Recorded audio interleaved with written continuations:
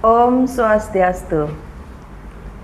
Halo sahabat penyuluh, berjumpa kembali bersama saya Mary dalam acara Ngorte Pagi, ngobrol ringan tentang agama. Sahabat penyuluh, hari ini kita sudah kedatangan dua narasumber, yaitu Bapak Iputu Wahyu Wirayuda SS selaku penyuluh agama Hindu Kabupaten Buleleng.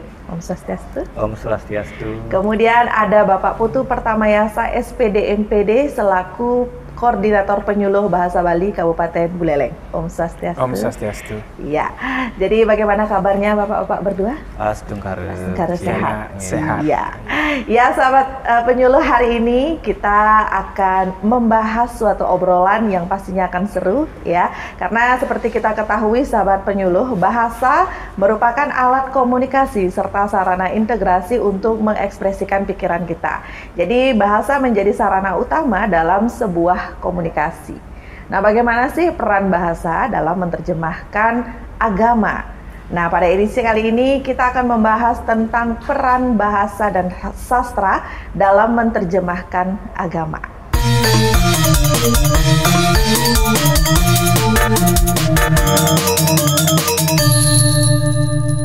Ngorto Pagi, ngobrol ringan tentang agama. Ya, jadi kita sudah kedatangan narasumber yang sudah dari pakarnya. Ada pakar bahasa, kemudian ada pakar agama. Jadi justru ini sangat nyambung sekali tentang pembahasan kita tentang bahasa dan juga agama. Nah, kali ini pertanyaan pertama dulu ya Pak ya. Kita langsung aja. Tapi jangan tegang-tegang, santai-santai aja. Ya, bagaimana sih sebenarnya agama dan bahasa atau sastra itu bisa saling terkait satu sama lain? Karena kita ketahui dalam agama Hindu pun menggunakan banyak bahasa dalam setiap sastranya. Baik itu bahasa Kawi, bahasa Sanskerta, bahasa Bali, bahasa Indonesia, itu menyambung menyatu ya. Jadi satu sama lain itu saling menyatu. Bagaimana sih kaitannya antara agama dan juga bahasa? Mungkin dari Pak Wahyu dulu. Oke, matur suksema niki Bu Mary dan pemirsa yang menyaksikan podcast ini. Jadi berkaitan dengan topik pada kesempatan kali ini, yaitu bagaimana kaitan antara agama dan bahasa atau sastra. Nah, jadi tentu sangat berkaitan karena seperti yang sudah disampaikan tadi bahwa bahasa sebagai alat komunikasi. Jadi bahasa itu tidak hanya bagaimana kita berkomunikasi dengan sesama manusia, dengan orang lain, tetapi bahasa itu sebagai alat komunikasi kita dengan Tuhan, dengan Ida Sang Hyang Widi Wasa kalau dalam agama Hindu. Jadi bagaimana kaitan agama dengan bahasa tentu tidak bisa dipisahkan. Nah, bagaimana kita misalnya memohon kepada Ida Sang Hyang Widi Wasa, kita menggunakan bahasa yang dikuasai. Misalnya kalau menguasai bahasa Bali ya menggunakan bahasa Bali. Kemudian kalau tidak menguasai bahasa Bali, menguasai bahasa Indonesia ya dengan bahasa Indonesia kita memohon. Atau kalau yang levelnya lebih tinggi lagi menggunakan bahasa Jawa kuno atau bahkan bahasa Sanskerta. Nah, itu salah satu kaitannya dari sisi bahasa. Nah, kemudian dalam bahasa itu sebenarnya ada 3 poin. Yang pertama kan tadi sudah bahasa, kemudian yang kedua adalah sastra.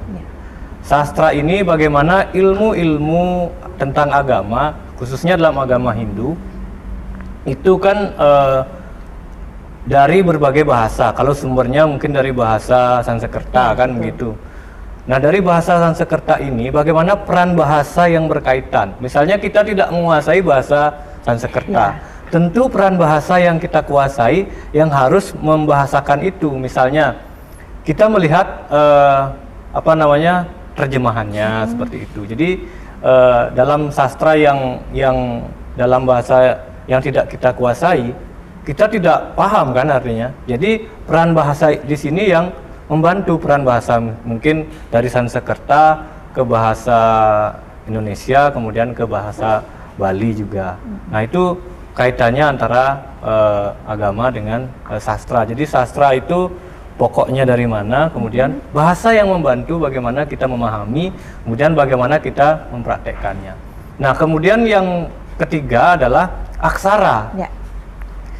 Jadi sumber sastra, kalau dulu kan belum ada huruf Latin ya, pemirsa dan Bu Mary. Bagaimana sumber-sumber agama kita yang mungkin beraksara Dewanagari, kemudian kalau di Bali sumber-sumber lontar beraksara Bali. Kalau kita tidak menguasai aksara, tentu kita tidak paham apa artinya, Iya, betul. apa maksudnya. Nah kemudian kalau paham sedikit misalnya, tapi kita salah, kan jadinya ilmu yang ada dalam sastra itu nanti kita terjemahkan salah. Ya. Jadi memang harus dipahami kita sebagai khususnya di Bali, dengan sumber sastra dalam lontar kita harus pahami dengan baik supaya tidak keliru dalam melaksanakan ajaran agama. Misalnya dalam lontar Sundari Game tentang tata cara pelaksanaan upacara hari raya misalnya. Kalau kita tidak paham dengan isi lontar, baik dari segi pertama kan kita melihat aksaranya, Iya, betul. kemudian kita membaca isi dari sastra itu, kemudian baru kita membahasakannya seperti apa. Jadi kalau salah dari awal sudah salah kita membaca, tentu akan merembet dengan hal-hal. Jadi agama dan bahasa ini sangat berkaitan erat dan tidak dapat dipisahkan. Iya. Nah, gitu. Ya, mungkin itu jawaban dari Pak Wahyu. Mungkin dari Pak Pertamayasa, bagaimana nih dari sudut pandang bahasa ya bisa saling terkait dengan agama? Baik, terima kasih Bu Mary dan pemirsa yang menyaksikan dimanapun berada.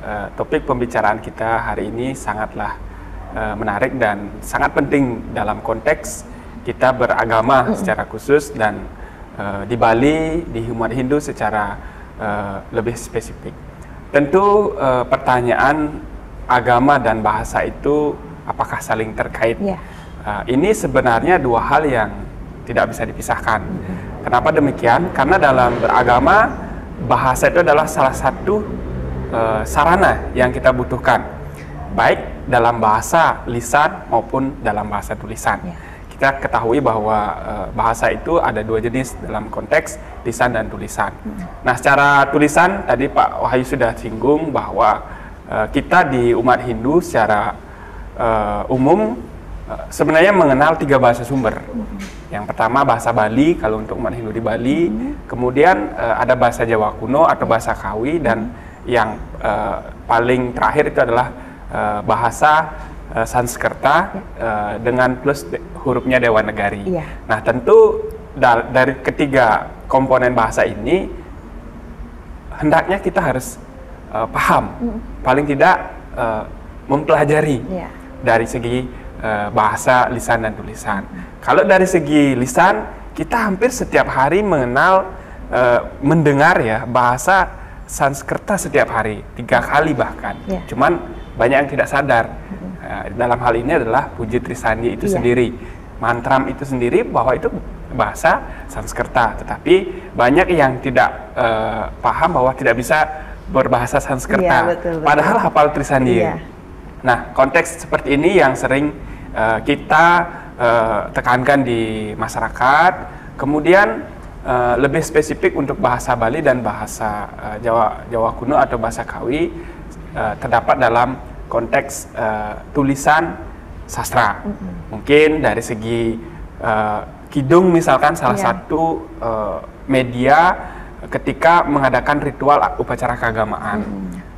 Masyarakat Bali secara umum pasti sudah mempelajari itu, tetapi kadang-kadang tidak paham tentang artinya, maknanya secara lebih mendalam, sehingga sering terjadi pergeseran makna. Nah, dalam hal ini bahasa tentu sangatlah penting dalam mempelajari agama itu sendiri, dan yang terpenting adalah untuk generasi kita, mengingat di era globalisasi ini banyak sekali bahasa-bahasa asing yang sudah masuk ke Indonesia dan di Bali secara lebih khusus, mengingat Bali adalah salah satu destinasi wisata. Tentu bahasa asing itu sudah banyak sekali. Nah, banyak generasi kita yang sudah sering meninggalkan bahasa-bahasa yang terkait dengan agama, salah satunya bahasa Bali. Nah, tentu sebagai penyuluh, saya pribadi di punya bahasa Bali tetap mensosialisasikan, kemudian membumikan yang berkaitan dengan bahasa Bali, dan salah satunya adalah kita di Bali erat kaitannya dengan agama Hindu itu sendiri. betul sekali. Jadi memang bisa dikatakan bahasa itu sangat berkaitan dengan agama. Kalau misalnya kita salah menerjemahkan dari sastra itu sendiri, maka ajaran agamanya pun nanti akan melenceng gitu, jadi salah juga ya. Nah baik, nah kemudian setelah kita mengetahui bagaimana bahasa, sastra dan agama itu saling terkait. Nah bagaimana nih sekarang peran bahasa dan sastra itu sendiri dalam menerjemahkan agama? Sama seperti tadi Trisandya adalah bahasa Sanskerta yang justru sekarang kita hafal tapi masih ada yang tidak tahu artinya. Nah itu, jadi bagaimana sih sebenarnya peran bahasa itu sendiri dan sastra itu sendiri dalam menerjemahkan agama? Mungkin dari Pak Wahyu dulu mungkin Pak. Oke, kalau peran bahasa dan sastra dalam menerjemahkan agama itu mungkin sudah kita rasakan dalam kehidupan sehari-hari, tapi kita tidak sadari. Nah mungkin dari bahasa dulu. Yang pertama, bagaimana peran bahasa dalam menerjemahkan agama. Jadi kalau dalam yang ambil contoh dalam bahasa Bali, dalam bahasa Bali itu ada disebut istilah Sor Singgih bahasa Bali atau Anggah Ungguhing bahasa Bali. Jadi bagaimana dalam Sor Singgih bahasa Bali itu sebenarnya ada nilai agama, yaitu nilai susila di sana. Karena ini kan terkait dengan kesopanan. Bagaimana kita berbicara. Berbicara misalnya dengan orang yang lebih tua seperti apa. Kemudian berbicara dengan pemangku seperti apa seharusnya menggunakan alus singgih. Nah, di sini kan ada pendidikan karakter, yaitu tentang kesusilaan atau kesopanan. Jadi ada nilai-nilai agama di sana. Nah, kemudian bagaimana bahasa menerjemahkan? Seperti yang tadi disebutkan, kalau salah menerjemahkan kan bisa salah. Nah, jadi kita kan salah satu contoh dalam sastra Bali itu ada disebut ada Dharma Gita. Dalam Dharma Gita itu kan banyak ada misalnya dalam apa namanya kekawin. Kekawin itu dalam bahasa Jawa kuno kemudian diartikan, kalau ditembangkan itu pasti ada arti, artinya dalam bahasa Bali. Jadi peran bahasa di sini bagaimana membahasakan sastra sumber, sastra agama sumber dengan bahasa yang lebih bisa dimengerti oleh masyarakat. Jadi sumbernya tetap dibaca, ditembangkan, kemudian diterjemahkan dengan bahasa yang mungkin lebih lumrah dipahami. Kalau kita di Bali kan terjemahkan bahasa Bali. Kalau mungkin di daerah lain mungkin dengan bahasa Indonesia seperti itu. Begitu juga dengan misalnya membaca sloka. Bisa diterjemahkan setelah membaca bait slokanya, kemudian diterjemahkan ke dalam bahasa Indonesia atau bahasa Bali. Nah, kemudian peran sastra juga seperti itu. Bagaimana sastra-sastra di Bali itu kadang Niki kita kalau berbicara tentang agama, kadang kan kita membicarakan sumber sastranya. Iya, betul. Misalnya kita menyebut dalam Lontar Sundari Gamo disebutkan bla bla bla bla bla tentang suatu misalnya hari raya. Tetapi yang sering amati Niki Bu Mary, mungkin pemirsa juga sering mengamati, banyak orang yang mengutip sumber sastra dari Lontar, tapi belum pernah membaca lontarnya. Kita kadang mengutipnya dari Google dengan web yang atau blogspot yang kurang meyakinkan, tapi kita yakin menyampaikan. Misalnya tentang hari raya Tumpak Wayang misalnya. Dalam Lontar Sundari Gamo disebutkan seperti ini. Tapi kita tidak pernah membaca lontar itu. Apakah kutipan yang kita cari di internet itu benar? Kan kita belum tahu. Bagi semeton mungkin yang berkecimpung di bidang agama, sebaiknya kita membaca sumber sastra yang asli kalau bisa. Kalau tidak mungkin mencari sumber-sumber yang lebih bisa dipercaya. Jangan hanya baru kita melihat di internet, oh seperti ini, kita copy paste, kita sampaikan. Itu kan pertanggungjawaban yang betul luar biasa. Kalau kita apalagi sebagai penyuluh agama, misalnya tiang sendiri penyuluh agama, dia hanya mengutip dari sumber yang blogspot yang kurang jelas gitu. Tentu nanti pertanggungjawaban moralnya kan kita susah kalau kita salah menyampaikannya, integritas kita dipertanyakan. Jadi seperti itu kita bagaimana menerjemahkan ajaran sastra agama itu dengan benar sesuai dengan sumbernya. Kalau misalnya belum mampu, ya kita diskusi, kita tanyakan. Jangan sampai kita yang berkecimpung di bidang misalnya penyuluh salah menerjemahkan agama, kan seperti itu. Sekali. Nah, kemudian dalam menerjemahkan agama itu kadang kan ditulis dalam, tadi disebutkan dalam aksara Bali atau Dewanagari tadi disebutkan. Nah, kita sebagai yang berkecimpung di bidang agama sedikitnya harus tahu itu kan. Jadi apalagi kita di Bali, kita mempunyai bahasa, sastra dan aksara. Tidak semua bahasa memiliki aksara. Kita di Bali ini diwarisi agama, diwarisi bahasa yang sangat luar biasa dan memiliki aksara sendiri. Kita harus jaga itu. Betul. Mungkin itu. Jadi memang peran bahasa dalam menerjemahkan agama itu sangat luar biasa ya, apalagi seperti tadi suatu lontar, kita hanya berpedoman dengan Google tanpa pernah membaca lontar itu sendiri. Apakah benar isinya seperti itu? Makanya, padahal sekarang pun sudah ada aplikasi tentang lontar itu sendiri. Itu bahkan bisa kita cross check. Kemudian kalau misalnya memang kita tidak punya bukunya, mending kita mencari di lontar yang lain kan gitu ya, banyak acuannya. Ya, baik, itu jawaban dari penyuluh agama Hindu Kabupaten Buleleng, luar biasa sekali. Nah, sekarang kita penasaran nih, bagaimana jawaban dari penyuluh bahasa Bali terkait peran bahasa dan sastra itu dalam menerjemahkan agama nih. Silahkan, Pak. Baik, terima kasih.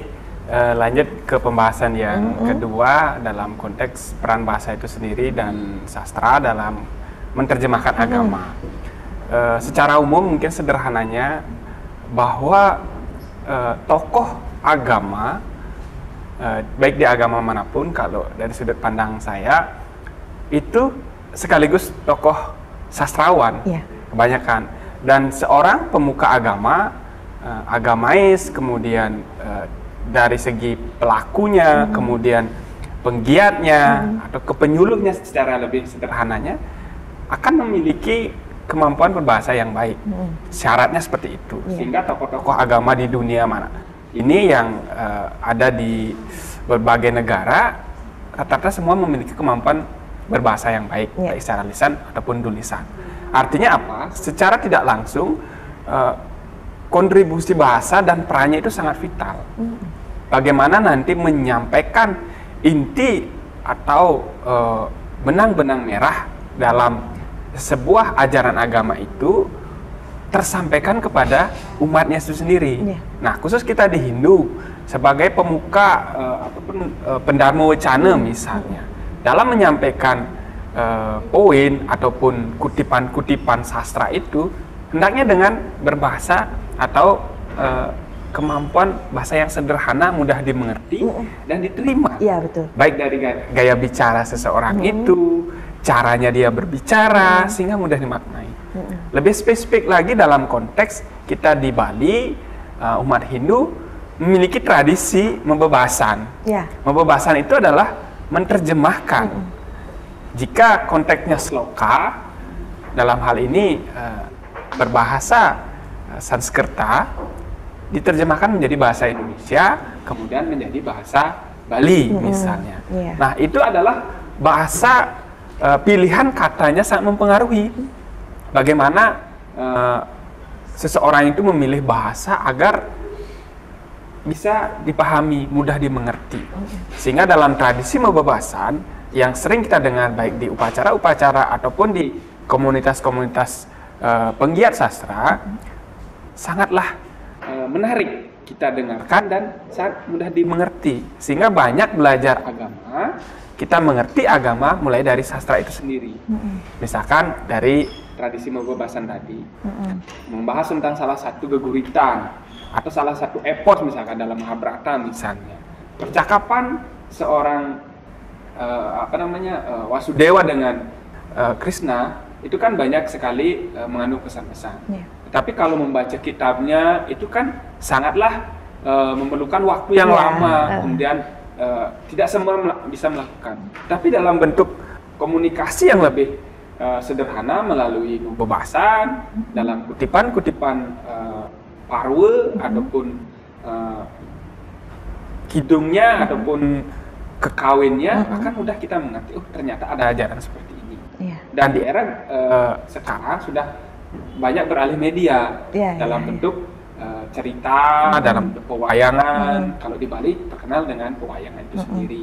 Dan bahkan di era sekarang sudah meningkat dalam industri perfilman misalkan, yang sangat terkenal sekali. Bahkan di agama lain pun sangat menyukai dalam hal ini adalah ajarannya, wejangannya, atau benang-benang merah. Nah, kita di Bali dalam konteks umat Hindu, tentu dalam bahasa Bali inilah yang sangat perlu kita tekankan untuk pembelajaran, penyampaian agama, sehingga masyarakat kita lebih mudah paham tentang ajaran kita. Jangan sampai kita beragama menyalahkan tradisi, ritual, tidak mengerti akan makna atau artinya seperti itu. Iya, betul sekali. Jadi memang ketika melakukan suatu ritual agama itu memang harus ada penerjemahan sendiri.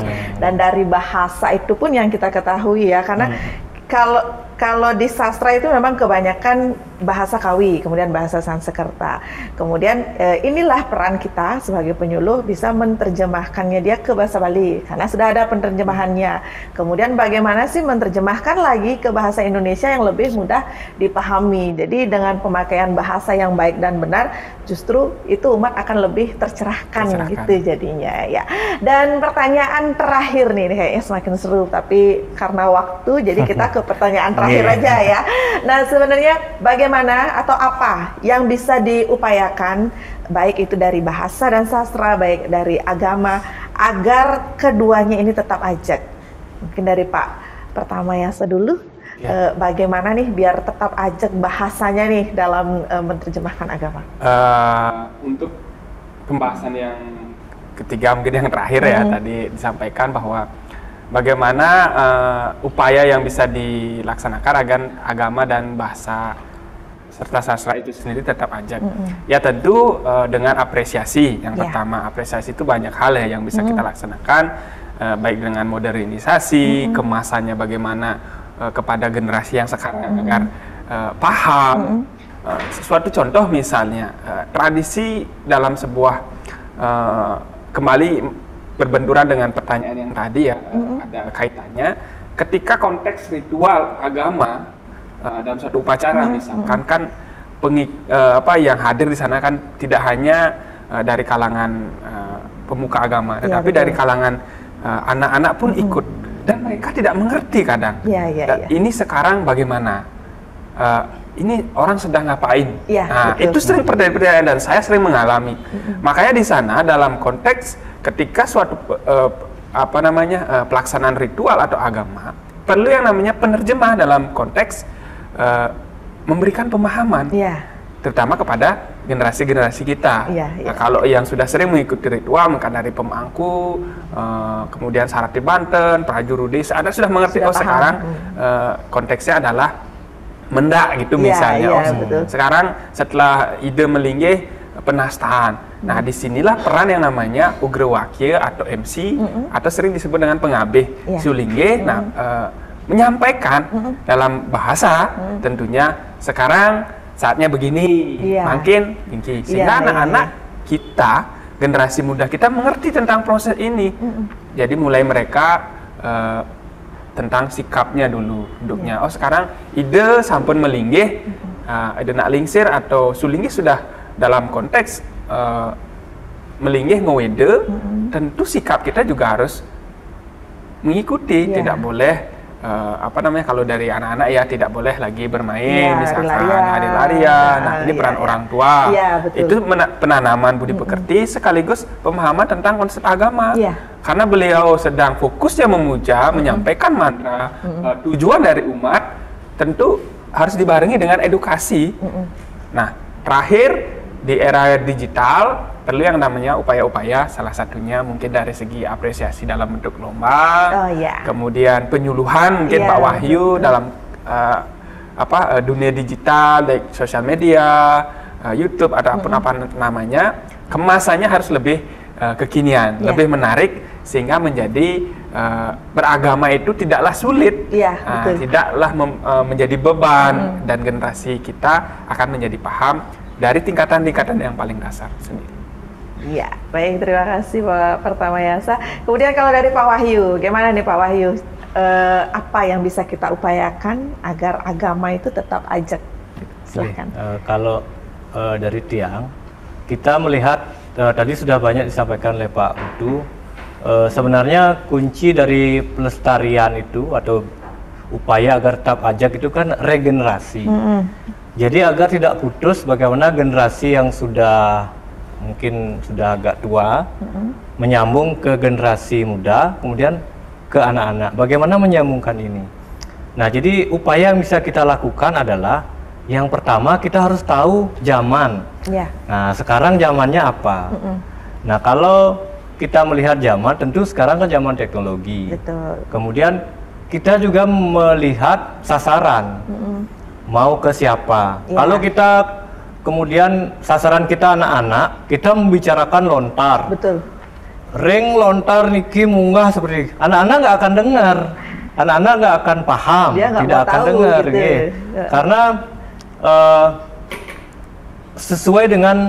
harus sesuai dengan sasaran yang kita tuju. Misalnya kalau ke anak-anak kita membicarakan agama yang berkaitan dengan sastra. Mungkin bisa dengan satwa. Ya, betul. Karena satwa ini kan banyak nilai agama, nilai pendidikan, dan banyak sekali nilai yang ada di dalamnya.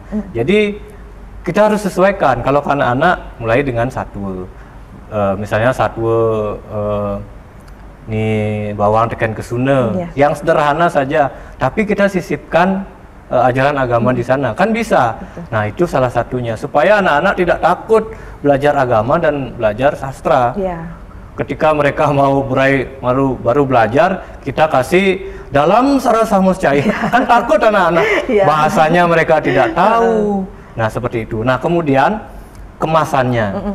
Kemasannya kalau sekarang mungkin kalau kita ceramah tatap muka dengan anak-anak dengan metode ceramah, mungkin mereka udah bosan.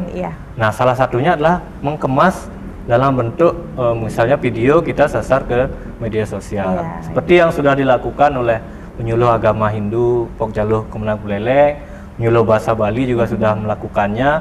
Mungkin ini ada benang merah. Bagaimana kalau berbicara tentang sastra Bali, pasti berkaitan dengan agama. Kalau berbicara tentang agama, pasti kaitannya dengan sastra dan bahasa Bali. Jadi seperti itu. Nah, mungkin ide berikutnya yang mungkin kita bisa lakukan adalah bagaimana kita membuat tadi yang sudah disampaikan. Bagaimana kita membuat suatu kemasan, misalnya kita membahas tentang yang sederhana, misalnya tentang Trihitakarana lah. Kita kemas dalam sebuah video pendek misalnya. Itu kan menarik bagi anak-anak, disisipi dengan adegan-adegan lucu, komedi. Tapi nilai agama masuk di sana. Nah, mungkin itu yang bisa kita salah satu upaya mengemas penyuluhan, mengemas media atau materi agama dan sastra dalam bentuk video. Kalau video itu yang rasa banyak yang nonton. Mungkin nanti kita Jalung Leleng kita cobalah satu video tentang materi agama apa, kita parodikan dalam bentuk video pendek. Teman-teman lah yang berperan mungkin nanti mengulas tentang agama dan sastra. Mungkin itu salah satu upayanya. Iya, jadi untuk mengajakkan bahasa dan juga agama itu ternyata sekarang di era digital ini sangat dipermudah ternyata ya. Berarti dengan adanya media sosial itu jadi semuanya menjadi mudah. Nah, dan sahabat penyuluh, sebelum kita akhiri mari kita minta closing statement dari masing-masing penyuluh. Dari Pak Wahyu dulu mungkin closing statementnya sedikit tentang peran bahasa dan agama, peran bahasa dan sastra dalam menerjemahkan agama. Oke, kalau dari Tiang, bahasa, sastra dengan agama itu sangat berkaitan erat. Mari kita jaga bersama-sama. Jangan memberikan beban ini kepada yang berkecimpung saja, semuanya, baik itu orang tua, pemerintah, dan semuanya. Jadi ini tugas kita bersama. Kemudian kalau dari Pak Putu Pertamayasa, bagaimana nih closing statement tentang peran bahasa dan sastra dalam menerjemahkan agama? Baik, closing statement bahwa bahasa itu sendiri merupakan salah satu media terpenting atau sarana terpenting dalam menyebarluaskan agama, mengajarkan agama kepada generasi muda kita, khususnya anak-anak, dan tentu melalui berbahasa yang baik akan menjadi mendapat pemahaman agama yang baik pula, seperti itu. Ya, baik, terima kasih. Dan sahabat penyuluh, demikianlah bincang kita hari ini tentang peran bahasa dan sastra dalam menerjemahkan agama. Jadi dapat kita simpulkan bahasa dan agama ini sangat terkait ya sahabat penyuluh, karena di mana bahasa memiliki peran untuk menerjemahkan agama serta menjadi sarana atau media untuk menyampaikan ajaran agama. Dan tidak hanya itu sahabat penyuluh, bahasa dan juga sastra ataupun aksara bisa menjadi media untuk menyampaikan ajaran moral dan susila melalui cerita, satwa ataupun lontar yang lainnya. Maka dari itu sahabat penyuluh, pentingnya bagi kita untuk menjaga kelestarian dan keajegan bahasa dimulai dari sejak dini kepada generasi muda dengan memulai menggunakan bahasa yang baik dan benar. Baik, terima kasih kepada dua narasumber yang sudah hadir hari ini. Semoga bisa bermanfaat untuk sahabat penyuluh, dan kita tutup dengan Parama Santi. Om Santi Santi Santi Om.